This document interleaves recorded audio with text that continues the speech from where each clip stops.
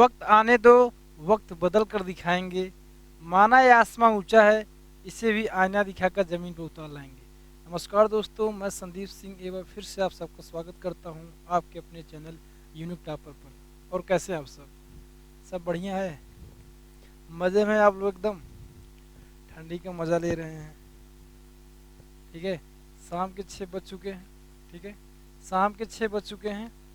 Copy pen निकाल लीजिए और हमारे साथ फिजिक्स का आनंद लीजिए। मैं बार बार कहता हूँ, फिजिक्स का आनंद लीजिए। फिजिक्स को पढ़ना नहीं, फिजिक्स का आनंद लेना है। ठीक है, इंजॉय करिए फिजिक्स को पढ़ना। चलिए, कल मैंने अपने वीडियो में आपको बताया था TIR क्या होता है, बड़ा अच्छा तरीके से एक्सप्लेन किया था। शायद हमें नहीं लगता किसी बच्चे को न समझ में आया हो। हर बच्चे को TIR समझ में आ गया? एक बार हमें आप लोग बता दो, हर बच्चे को TIR समझ में आ गया कि नहीं? क्योंकि मैंने बहुत ही अच्छे तरीके से एक्सप्लेन किया था TIR होता क्या है। मैंने बताया था क्रिटिकल एंगल क्या है, क्या कंडीशन है TIR के, सब चीज़ें मैंने काफ़ी अच्छी तरह एक्सप्लेन किया था। सबको समझ में आ गया? मैंने ये भी बताया था कि what is the relation between refractive index and critical angle. इस पर मैं एक दो न्यूमेरिकल क्लास कराऊंगा, इसके बाद आगे बढ़ूंगा। आज का जो मेरा टॉपिक है, मैं एप्लीकेशन के बारे में बात करूंगा, बट उसके पहले जो मैंने कल डेरिवेशन कराया था कि relation between refractive index and critical angle, उस पर मैं दो न्यूमेरिकल कराऊंगा, इसके बाद आगे बढ़ूंगा। वो न्यूमेरिकल इसलिए करा रहा हूँ कि आपको फार्मूला आपको याद हो जाए। ठीक है, चलिए तो स्टार्ट करते हैं क्लास को आज अच्छे से। ठीक है, तो आप लोग कॉपी पे निकाल लीजिए और जुड़ जाइए। न्यूमेरिकल मैं लिखता हूँ, लिख के लाया हूँ मैं आप लोग को उनका दिखा भी देता हूँ। एक सेकंड लिख देता हूँ यहाँ पे, आप लोग नोट कर लीजिए। चलिए मेरे साथ नोट करिए बच्चे। फर्स्ट क्वेश्चन नोट करिए, नोट करिए, इसके बाद हम सब साथ में मिलके सॉल्व करेंगे। ठीक है, चलिए फर्स्ट क्वेश्चन। कल जो डेरिवेशन बताया था ना, उसी पे बेस है। कल जो मैंने डेरिवेशन बताया था, आप जो बच्चे आज पहले दिन आए हैं वो लोग कल जाके वीडियो देख लें। मैं एक डेरिवेशन बताया था, relation between refractive index and critical angle. ये आपका डेरिवेशन मैंने कल प्रूफ करके बताया था। ठीक है, तो जो बच्चे आज नए आए हैं तो इस फार्मूले को याद रखें, इसी पे बेस्ड न्यूमेरिकल है। ये मैं इसलिए बता रहा हूँ कि आपको क्लियर हो जाएगा। वाकई में क्या होता है ना, भूल जाता है कभी कभी फार्मूला, तो दो क्वेश्चन बता दूंगा तो दिमाग में रहेगा, कभी आपका आएगा तो। मैंने बताया था कि न्यूमेरिकल यही आता है कि व्हाट इज TIR, और जो न्यूमेरिकल बताऊंगा उस पर एक या दो न्यूमेरिकल आएगा, एक या दो नंबर का। ठीक है, चलिए लिखिए साथ में। फाइंड द वैल्यू ऑफ, अच्छे से पढ़ते हैं हम लोग। Find the value of critical angle, find the value of critical angle for a material of refractive index, critical angle, find the value of critical angle for a material of refractive index under root 3 for a material। देखिए, जब मैं अपना पहला lecture लिया था तब मैं उसमें आपको लोगों को बताया था कि बेटा आपका कॉन्सेप्ट तभी क्लियर होगा आप जितना ज़्यादा न्यूमेरिकल सॉल्व करेंगे। और बच्चे यही नहीं करते, बच्चे न्यूमेरिकल नहीं सॉल्व करते हैं, वो केवल कॉन्सेप्ट पढ़ के ही छोड़ देते हैं। तो यही कारण होता है कि फिजिक्स उनका कमजोर हो जाता है, जो बाद में बहुत दिक्कत होती है अगर आगे फिजिक्स आप पढ़ते हैं तो। इसलिए ज़्यादा से ज़्यादा न्यूमेरिकल सॉल्व करिए, जो ना आए हमें भेजिए भी। ठीक है, हम उसको अगर दिक्कत होगा उसको हम सॉल्व करके आपको दे देंगे। तो क्या है question, find the value of critical angle for a material of refractive index under root 2 for a material of refractive index. RI लिख दे रहा हूँ शॉर्टकट में बेटा, रिफ्रैक्टिव इंडेक्स अंडर रूट 2। ध्यान से देखिए बेटा, मैं केवल आपको कॉन्सेप्ट बताया, जो न्यूमेरिकल जो फार्मूला बताया हूँ केवल उसी बेस है। बहुत ही आसान है, आप लोग एक बार खुद से सॉल्व करिए, वीडियो को पॉज करिए, इसके बाद आप खुद सॉल्व करें, फिर देखिए क्या आंसर मैच कर रहा है आपका नहीं। ठीक है, बहुत ही आसान न्यूमेरिकल है, ध्यान सुनिए। क्या दिया गया है, देखिए बेटा, आप जब क्वेश्चन पढ़ेंगे ना तब भी आपका कॉन्सेप्ट थोड़ा क्लियर होता है। क्या पूछा, देखिए, find the value of critical angle, किसके लिए, मटेरियल। एक मटेरियल है, उसका रिफ्रैक्टिव इंडेक्स दिया है, पूछा है कि उसका क्रिटिकल एंगल क्या होगा। हम अच्छे जानते हैं कि क्रिटिकल एंगल और रिफ्रैक्टिव इंडेक्स में क्या रिलेशन है बेटा, न्यू बराबर 1/, हाँ एक चीज और, जब भी आप लोग न्यूमेरिकल सॉल्व करें, ठीक है मैं मानता हूँ सबको आता है सॉल्व करने, लेकिन कुछ तरीके बताते हो, जब भी न्यूमेरिकल सॉल्व करें बड़ी अच्छी तरीके से सॉल्व करें। क्योंकि एग्जामिनर को कभी कभी एग्जामिनर यही भी देखता है कि बच्चे का सॉल्व करने का तरीका क्या है, कैसे सॉल्व कर रहा है, कहीं रटा तो नहीं है। तो आप पहले जो चीजें गिवन है उसको लिखिए, सोल्यूशन। मान लीजिए न्यूमेरिकल सॉल्व करते हैं, ठीक है, क्या दिया गया बेटा, आपका रिफ्रैक्टिव इंडेक्स दिया गया, तो लिख लीजिए न्यू बराबर √2। हमें क्या फाइंड करना है? क्रिटिकल एंगल आईसी फाइंड करना है, तो ये हमें फाइंड करना है। तो आप फार्मूला आप लगा दीजिए, न्यू बराबर, मुझे पता है न्यूमेरिकल बहुत सॉल्व है, क्यों मैं क्यों लगा रहा हूँ इसको, लेकिन आप लोग जब भी, मैं बार बार रिक्वेस्ट कर रहा हूँ लोगों से, जब भी आप न्यूमेरिकल सॉल्व करें ना, तो जो चीजें दी गई हैं पहले उसको लिखना, हर चीज सिस्टमैटिक करेंगे। अगर आप चाहे न्यूमेरिकल सॉल्व करना हो, चाहे आपकी लाइफ हो, अगर सिस्टमैटिक तरीके से रहेंगे या सिस्टमैटिक तरीके से न्यूमेरिकल सॉल्व करेंगे तभी कुछ अच्छा होगा। अदरवाइज चीजें तो सबको आती हैं, लाइफ तो सबकी चल रही है, अगर सिस्टमैटिक तरीके से हर काम करना चाहिए। चलिए न्यू बराबर क्या है? 1/sin IC। तो बेटा यहाँ क्या हो जाएगा? न्यू क्या है? √2। हमें निकालना है क्या? निकालना है क्या? क्रिटिकल एंगल निकालना है। तो यहाँ से क्या हो जाएगा? sin IC बराबर 1/ न्यू लिख देंगे, तो न्यू के स्थान पर √2 हो जाएगा।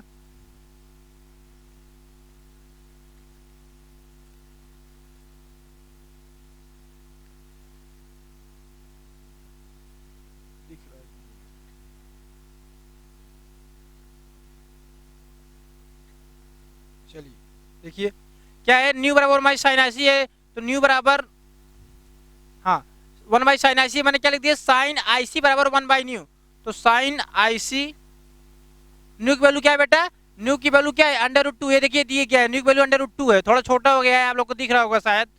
1 क्या हो जाएगा? 1/√2 हो जाएगा। और आप अच्छी तरीके जाते हैं, sin IC की ऐसी कौन सी वैल्यू है जो 1/√2 वैल्यू देती है? sin 45 degree, sin 45 degree. तो यहाँ से बेटा क्या हो जाएगा? IC आपका IC आ जाएगा 45 डिग्री।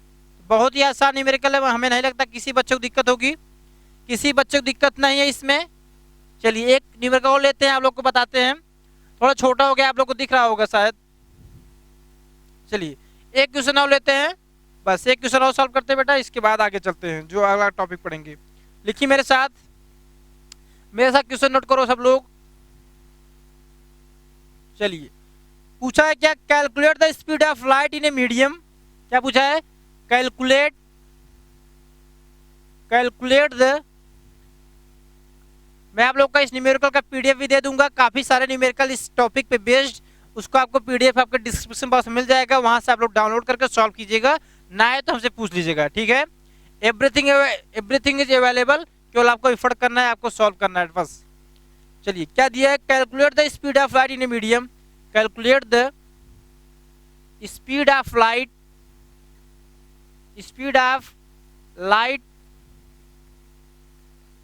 In a medium. कोई मीडियम है, आप उसमें क्या फाइंड करना है? Speed of light whose critical angle is 30 degree. क्या दिया बेटा? Whose critical angle is 30 degree, whose critical angle is 30 degree. ध्यान दीजिएगा, ये क्या पूछा है? पहले आप लिखिए क्या पूछा है, ध्यान देखिए। हमें चीजें क्या दी गई हैं? हमें क्या दिया गया बेटा? IC दिए गए, क्या है? 30 डिग्री है। चलिए लिख लेते हैं, जो दिया लिख लेते हैं पहले। कितना भी कठिन क्वेश्चन आ जाए, मैं आपको एक ट्रिक बता देता हूँ, अगर किसी बच्चे को न्यूमेरिकल सॉल्व करने में समस्या आती है, तो कितना भी कठिन क्वेश्चन आए, पहले आपका कॉन्सेप्ट यही होना चाहिए, जो चीजें हमें दी गई हैं उसको हम नोट करें, इसके बाद हमें क्या फाइंड करना है उसको लिखें, इसके बाद देखिए जो चीजें दी गई हैं, जो चीजें फाइंड की गई हैं, क्या उसके बीच कोई रिलेशन है, यार उस रिलेशन कोई डायरेक्ट रिलेशन नहीं है, क्या कोई इनडायरेक्ट रिलेशन है। इनडायरेक्ट करने का मतलब है क्या किसी और तरीके से ये चीजें हमें प्राप्त हो सकती हैं। तो आपको सोचना होगा, जो आपने कॉन्सेप्ट पढ़ा है उसको सोचना होगा, तब जाकर उसको अप्लाई करना होगा। हमेशा कोई भी कितना भी कठिन न्यूमेरिकल आ जाए तो आपको यही तरीका अपनाना है। पहले आप देखिए क्या दिया है, क्या पूछा है, दोनों के बीच क्या रिलेशन है, हम क्या अप्लाई कर सकते हैं। जब आप एफर्ट करेंगे, बार बार सॉल्व करेंगे घर पे, तो आपको कोई दिक्कत नहीं है न्यूमेरिकल सॉल्व करने में, कोई भी टॉपिक हो, कितना भी बड़ा टॉपिक हो। चलिए IC क्या दिया है? 30 डिग्री किया है। Calculate the speed of light, हमें क्या फाइंड करना है बेटे? Speed of light in a medium, एक मीडियम में फाइंड करना है। क्या फाइंड करना है? Speed of light in medium. Medium नहीं दिया गया, चलिए कोई मीडियम हो, चलिए कोई मीडियम हो, उसमें हमें क्या फाइंड करना है? स्पीड ऑफ लाइट, ठीक है, हमें यही फाइंड करना है। अब हम जानते हैं क्या? हम जानते हैं कि न्यू बराबर, हमें रिलेशन क्या है? हमें पता है speed of light in medium से रिलेशन निकालना है, और हमें पता है क्या होता है?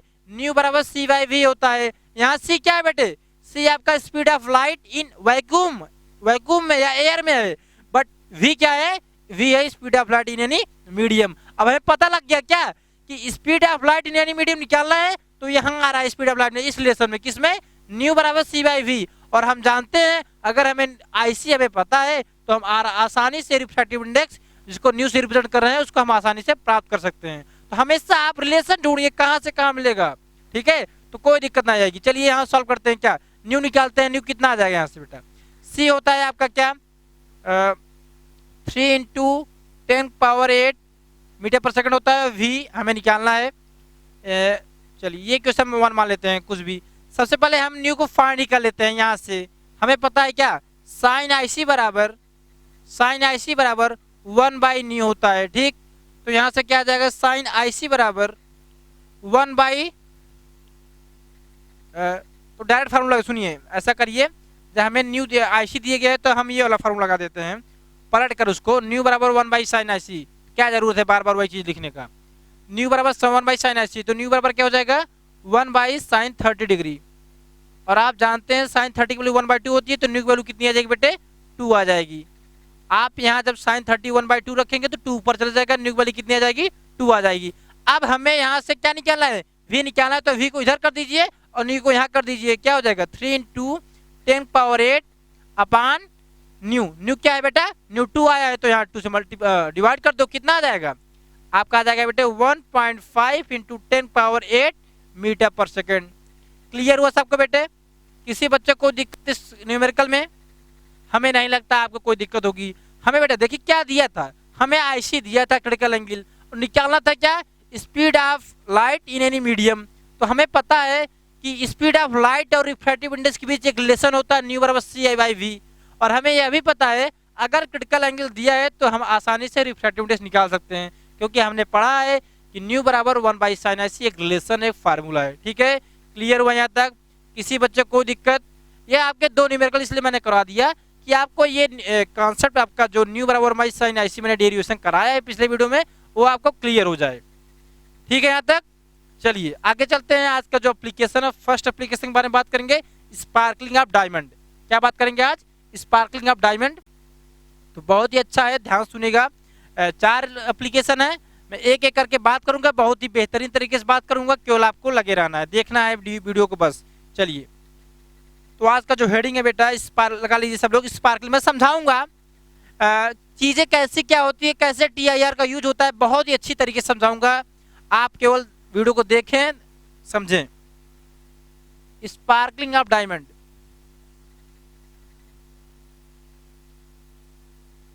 देखिए इसमें आपका टीआईआर यूज होता है, कैसे इस मतलब कि जो आपका डायमंड होता है इतना चमकता क्यों है, उसमें ब्रिलियंसी क्यों होती है, इतनी ब्रिलियंसी होती है उसमें, इतनी चमक कहाँ से आती है, क्या कारण है। देखिए बेटा पूरी कहानी सुनिए, मजा आ जाएगा, कसम बता रहा हूँ मजा आ जाएगा, क्यों ध्यान से हमें सुनते रहो आप लोग हमें सुने, हम कुछ बता रहे हैं आपको, ध्यान सुनिए। चलिए देखिए क्या होता है, जब हम लोग डायमंड निकालते हैं ना, कहाँ से, जमीन से जब हम रॉ डायमंड निकालते हैं, कच्चा डायमंड निकालते हैं, तो वो चमकीला थोड़ी होता है। वो शुरुआत में जब जैसे कि जहाँ से कोलार मान लीजिए, यहाँ कर्नाटक में होता है गोलकुंडा, कर्नाटक में गोलकुंडा है, वहाँ खान है, तो वहाँ से मान लीजिए हम डायमंड निकाल रहे हैं, सोनी खान है तो वहाँ से हम डायमंड निकाले, तो वहाँ जब निकालते हैं तो चमकदार नहीं होता है, उसकी बेटा कार्विंग की जाती है। कार्विंग मीन्स उसको मतलब उसको काटा जाता है, उसको किस बेसिस पे काटा जाता है, वो बेसिस है कि एंगल पे काटा जाता है, वो टीआईआर पे डिपेंड है।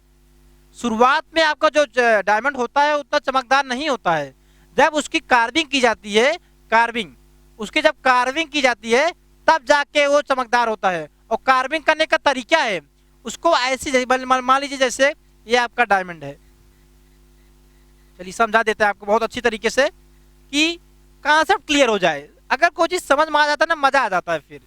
चलिए ये आपका डायमंड है, हमने इसको निकाल लिया, कहाँ से कच्चा मतलब कि कहीं से खुदाई में निकला है डायमंड, अब ये कच्चा पदार्थ है, अब इसकी कार्विंग की गई, देखिए हर सरफेस पर, पहले ये देखिए ऐसे था, मान लीजिए ऐसे इस प्रकार कुछ भी मान लीजिए, आप कुछ भी मान लीजिए, मान लीजिए ऐसे था, ऐसे डायमंड था आपका, इस कच्चा पदार्थ निकला।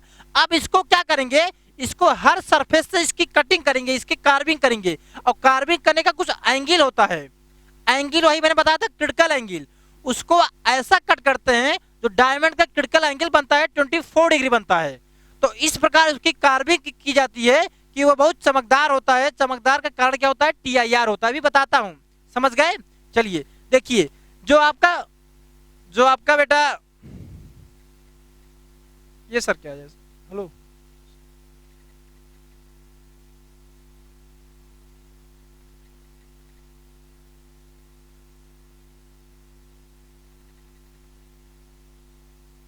चलिए ठीक है, ध्यान सुनिए, कुछ कमियां आ गई बेटा, ध्यान सुनिए, मैं फिर बता देता हूं मैं क्या कह रहा हूं स्पार्कलिंग ऑफ डायमंड के बारे में।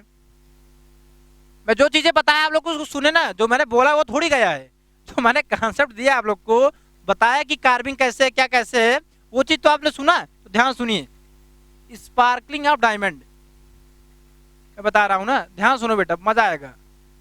मैं क्या कह रहा हूँ कि जब भी आप डायमंड को निकाला जाता है, कच्चे मतलब ड्रा डायमंड निकालते हैं, तो पहले चमकदार नहीं होता है, उसकी कार्विंग इस प्रकार की जाती है कि वो चमकदार हो जाता है। देखिए क्या होता है, ये आपका जो होता है इसका क्रिटिकल एंगल होता है, मतलब कि इस एंगल पे काटा जाता है 24 डिग्री होता है। इसका डायमंड का क्रिटिकल एंगल कितना होता है? 24 डिग्री होता है। ध्यान दीजिएगा, अभी मजा आएगा, ध्यान सुनते रहिए हमें बस। जैसे मान लीजिए ये बल्ब है, यहाँ से कोई बल्ब है, यहाँ से रे ऑफ लाइट आई, ठीक, ध्यान सुनते रहिए, ये रिफ्रैक्ट हुई। अब बेटा ये जब ये रिफ्रैक्ट होगी, यहाँ से रिफ्रैक्ट हो गई मान लो, अब ये आपका नॉर्मल है मान लीजिए, ठीक। अब यहाँ जो आपका एंगल ऑफ इंसिडेंस होता है, वो angle of incidence critical angle ज्यादा होता है। यहाँ जो आपका एंगल ऑफ इंसिडेंस बनेगा, हमने TIR में यही तो बताया था, जब भी आपका angle of incidence critical angle ज्यादा हो जाए, क्या कर रहा हूँ ध्यान सुनिए, जब भी आपका angle of incidence critical angle ज्यादा हो जाए, तो आपका क्या प्रोसेस होता है? TIR का, टोटल इंटरनल रिफ्लेक्शन का। तो यहाँ क्या होता है, मान लीजिए कोई लाइट आ रही है, इस पे कोई लाइट पड़ी तो ये रिफ्लेक्ट हुई। अब यहाँ क्या होगा बेटा ना, यहाँ जो आपका एंगल ऑफ इंसिडेंस आता है वो क्रिटिकल एंगल से बहुत ज्यादा होता है, इसलिए ये TIR टोटली इंटर रिफ्लेक्ट हो जाता है। अब यहाँ देखेंगे तो यहाँ भी जो आपका एंगल ऑफ इंसिडेंस आएगा क्या होगा? आई मतलब IC से ज्यादा होगा, तो या फिर टोटल इंटरनल रिफ्लेक्शन होगा, TIR होगा। तो ऐसे ये हर जगह होते हुए TIR कई जगह होता है। ऐसे मान लीजिए डायमंड है तो कई जगह, मैं तो बता रहा हूँ समझाने के लिए, 2 जगह बता दिया है, लेकिन ये ऐसा कई सरफेस पे TIR होगा और बहुत स्मॉल सरफेस से बाहर निकलेगा और हम इसको आंखों से देखेंगे, हमें लगेगा कि TIR होने के कारण यहाँ भी चमक रहा है, यहाँ भी चमक रहा है, यहाँ भी, मतलब जो ये रे ऑफ लाइट आ रही है, यहाँ भी देखेंगे, यहाँ भी देखेंगे, यहाँ भी देखेंगे। इसी प्रकार जब डायमंड को ऐसे ऐसे करते देखिए चमकता है, तो यही कारण है, कई सरफेस पे TIR होता है, जिसकी वजह से जब हम डायमंड को देखते हैं बहुत चमकीला दिखाई देता है। इसलिए कहते हैं कि डायमंड बहुत ब्रिलियंसी उसमें चमक होती है, बहुत ब्रिलियंसी होती है डायमंड में, यही कारण TIR का। उसका क्रिटिकल एंगल 24 होता है, बहुत ही कम होता है, और रिफ्रैक्टिव इंडेक्स बहुत ज्यादा होता है। इसका रिफ्रैक्टिव इंडेक्स डायमंड का बहुत ज्यादा होता है, जिसकी वजह से क्रिटिकल एंगल कम होता है। न्यू बराबर 1/sin IC से आप देख भी सकते हैं, जो वीडियो उसने कराया था। क्लियर हुआ यहाँ तक? हमें नहीं लगता किसी को दिक्कत होगी। अब बात यह आता है बेटा, क्या हम रे ऑफ लाइट को ग्लास में पास कराएं, वहां भी ब्रिलियंसी आती है, वहां तो ब्रिलियंसी नहीं आती, ऐसा क्यों है? ये बहुत अच्छा क्वेश्चन है, कभी कभी प्रैक्टिकल पूछा जाता है एग्जाम में। चलिए ठीक है, डायमंड में रे ऑफ लाइट पास करा रहे हैं, वहाँ TIR हो रहा है, इतनी ज्यादा ब्रिलियंसी है, तो ग्लास में क्यों नहीं होता? देखिए मैं बता रहा हूँ, समझने की कोशिश कीजिएगा, समझने की कोशिश करें आप लोग।